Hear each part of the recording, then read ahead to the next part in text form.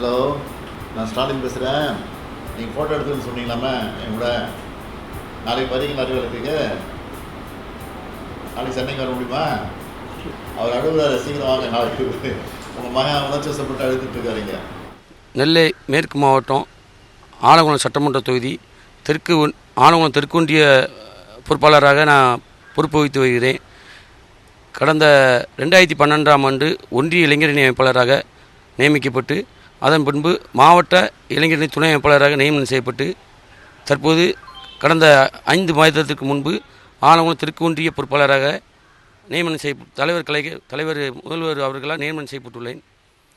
கடந்த 5 மாதங்களாக என்னுடைய பணியை சிறப்பாக செய்து வந்து உடன்பரைப்பேவா என்ற நிகழ்விற்கு அறிவாலயத்தில் வைத்து தலைவர் ஆய்வு பண்ணிய போது எனது தந்தை கடந்த 1967ஆம் ஆண்டு முதல் கழக உறுப்பினராக இருந்ததற்கான உறுப்பினர் அட்டையையும் காண்பித்து கழக அடிமட்ட தொண்டனாக இருந்து பணி செய்ய வாய்ப்பு கிடைத்தமைக்கு நன்றி தெரிவித்தேன் தலைவர்கிட்ட. எனது தந்தையின் 1967 முதல் இன்று வரை உள்ள உறுப்பினர் அடையாள அட்டையை பார்த்துட்டு தலைவர் நெகிழ்ச்சி கொண்டு எனது தந்தையிடம் வீடியோ காலில் பேசலாமா என்று கேட்டார்.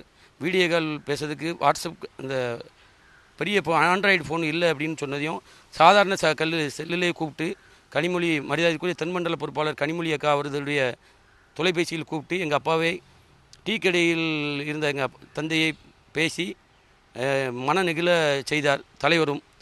அதன் பின்பு என் தலைவர் பேசி உங்கள் அப்பாவை கண்டிப்பாக சந்திக்கணும் அப்படின்னு சொல்லி 80 வயசு ஆகுது, எப்படியாவது அறிவாலயத்தில் வந்து ஒரு ஃபோட்டோ எடுக்கணும்னு சொன்னோடனே தலைவருக்கு நாளைக்கு அப்பாயின்மெண்ட் கொடுத்து அடிமட்ட தொண்டனை பாதுகாக்கக்கூடிய இயக்கமாக திராவிட முன்னேற்றக் கழகம் இருக்கிறது.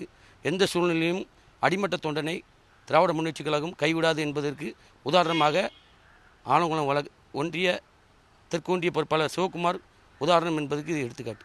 நீங்கள் வந்து ஃபோட்டோ எடுக்கணும்னு கேட்டீங்க, உடனே நாளைக்கே வாங்க ஃபோட்டோ எடுக்க வாங்கன்னு கூப்பிட்டுருக்காரு. ஆனால் நீங்கள் அந்த இடத்துல கண் கலங்கி நின்னப்போ கண் கலங்காதீங்க அப்படின்னு முதலமைச்சர் சொன்னார். நீங்கள் எப்படி அந்த தருணம்? நெகிழ்ச்சியான தருணம், ஆனந்த கண்ணீர்.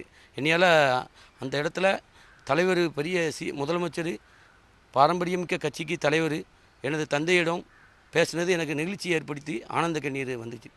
நீங்கள் எப்படி இருக்கீங்க இந்த நிலைமை? வாழ்க்கையில் இன்னும் உச்ச நிலையை அடைஞ்சாச்சு. இதுவே எனக்கு போதும். இன்னைக்கு தலைவர் கூட சந்தித்ததே பெரிய விஷயம் அப்படின்னு நினைச்சேன். ரெண்டாவது உங்கள் அப்பாட்ட பேசுனீங்களா? எங்கள் அப்பா ரொம்ப சந்தோஷப்பட்டாப்புல. நானும் தலைவர் பேசிட்டு யான்ட்டையும் போன தந்தாப்புல. தலைவர் அப்பா கிட்ட பேசுனேன். எங்கள் அப்பாவே கண்ணு கலங்கிட்டு ட்ரெயின் டிக்கெட் போட்டு இன்றைக்கி கிளம்பிட்டாங்க. அப்பா கிளம்பிட்டாப்புல. நாளைக்கு காலையில் 6 மணிக்கு நாங்கள் 7 மணிக்கு அறிவாலயத்துக்கு வந்துடுவோம். அந்த குடும்பத்துக்கு அது கிடைச்ச பெரிய கௌரவம்னு நினைக்கும். வேற என்ன உங்கள் அப்பா வேற என்ன சொன்னார்? எங்கள் அப்பா ரொம்ப சந்தோஷப்பட்டார். இதே போதும்பா நம்ம கட்சியில் இருந்ததுக்கு அப்படின்னு சொல்லி சந்தோஷப்பட்டாப்புல. ஒன்றிய செயலாளர் இருக்கீங்க, உங்களுக்கு வந்து அழைப்புதெல்லாம் வருதா? எல்லாம் நிறைய உலகளவில் ட்ரெண்டிங் போய்கிட்டு இருக்குது. நிறைய கால் வந்து பேசிக்கிட்டு இருக்காங்க, நிறைய பேர் பேட்டி எடுத்துட்டு வராங்க. ரொம்ப சந்தோஷம்.